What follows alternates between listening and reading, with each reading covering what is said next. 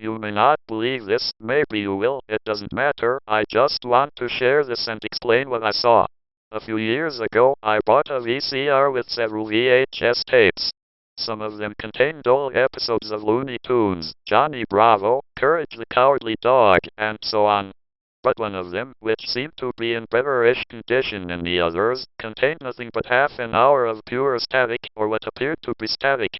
I don't remember exactly, I think they were random episodes from various channels like Cartoon Network and Nickelodeon.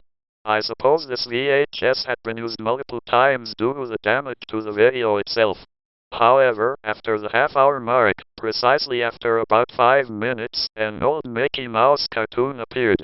It seemed to be from the 1930s, films like Steamboat Willie, Mad Doctor or Mickey's Follies, but I digress. Everything seemed quite normal, but it appeared to be kind of unfinished. Some frames were misplaced, objects were in the wrong positions. I didn't think it had any sound at the start like these films usually do, but of course, we have to consider the possibility that it wasn't finished.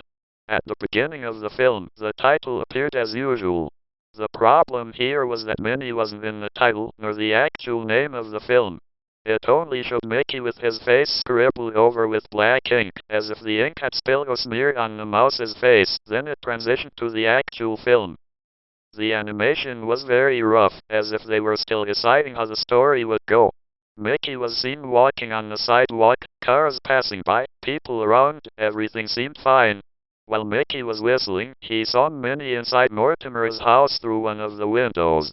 Mickey approached the fence and whistled to get her attention, but nobody came out for a few seconds. After 2 or 3 seconds, Mortimer came out and greeted him, but he seemed nervous. Mickey, confused, tried to enter the house, but Mortimer quickly stopped him. Mickey, even more confused, asked Mortimer if he had seen Minnie.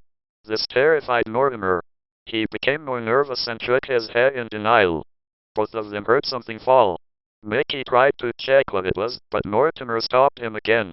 Mickey got angry rather than confused, and left the place. Or so I thought. Because the clever mouse made Mortimer believe he had left. Mickey actually moved to the backyard by going to the end of the block and then moving to the backside of Mortimer's house. And what he found? Well, what he found was that it was Minnie trying to escape through a window in the backyard but accidentally knocking over some pots from the kitchen, which was her attempt at an escape. How do you think Mickey reacted? Worried about Minnie? No, that would be too normal. Mickey, angrier than ever, jumped over the fence and grabbed Minnie. She tried to run away, but couldn't. Mickey stopped her, and they started arguing. At this point, the tape began to deteriorate. Suddenly, it cut to black for a few seconds. After those 5 to 7 seconds of nothing, Mickey appeared looking devastated, holding 2 things in his hands. One was a syringe of who knows what substance, and the other seemed to be a gun. Yeah, I don't even know how the previous owner of this VCR and tapes got a hold of this. At this point, it seemed to be a lot less finished than before because, if I didn't mention it earlier, the animation quality and completeness had been progressively declining. At the beginning, it looked like an almost finished product, but as it progressed through the tape and through the scene where Mickey and Minnie were arguing, it looked more like an animatic. Now at the end of it, it was as if they had only taken pictures of the storyboard. With the syringe in hand, Mickey injected himself with whatever substance it contained, while his expression changed from a depressed face to a small smile, which grew by the second. At this point, I noticed that the film lost all sound except for a background noise, which I couldn't understand. So, I turned up the volume on the TV, which was a bad idea. Not only was the background noise screams of agony and insane laughing that chilled the blood just by hearing them, but as soon as I finally figured out what the noise was, Mickey aimed the gun at his chin and pulled the trigger. The screen instantly turned black, accompanied by a scream of pain that scared the living shit out of me. At the end of the film, which lasted around the same time a normal film of this era would, the screen slowly transitioned to text that said the following.